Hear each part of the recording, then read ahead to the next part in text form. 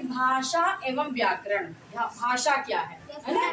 भाषा की परिभाषा क्या है कि विचारों के आदान प्रदान को भाषा कहते हैं। ठीक, ये हमारी सामान्य भाषा बोलते हैं।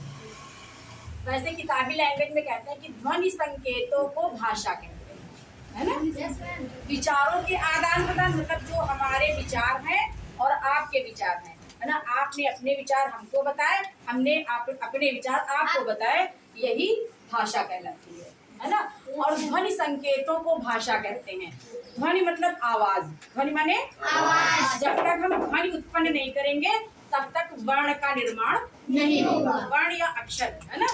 वर्ण का निर्माण नहीं होगा। वर्ण का निर्माण नहीं होगा तो शब्द का निर्माण कैसे होगा? और शब्द का निर्माण कैसे होगा? नहीं होगा तो वाक्य का निर्माण हम कैसे करेंगे? इसलिए हमको भाषा का ज्ञान हमारे लिए अत्यंत ही आवश्यक है ना? तो ध्वनि संकेतों को भाषा कहते हैं।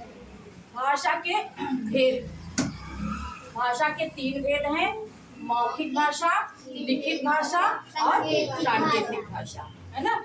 मौखिक भाषा मतलब जो हम मुद्वानी बोले, है ना? जो मुद्वानी बोलते हैं उसे मौखिक भाषा कहते हैं। ठीक, और जो लिखित भाषा होती है, लिखित मतलब लिखना, है ना? जैसे मान लीजिए हम बोल रहे हैं, ये हमारी मौखिक भाषा हो गई, और लिखना जो आप लोग लिख रहे हैं ये लिखित भाषा हो गई। सिंपल है ना? और सांकेतिक भाषा जो इशारों से बताया, जैसे मान लीजिए आपने किसी को अंदर आना है तो हमने इशारा कर दिया, है ना? और क्लास से बाहर भेजना है तो ऐसे इशारा करके जो बताते हैं उसे ही क्या बोलते हैं? सांकेतिक भाषा। बहुत अच्छे। अब हिंदी हमारी क्या है? राष्ट्रभाषा। हिंदी हमारी राष्ट्रभाषा।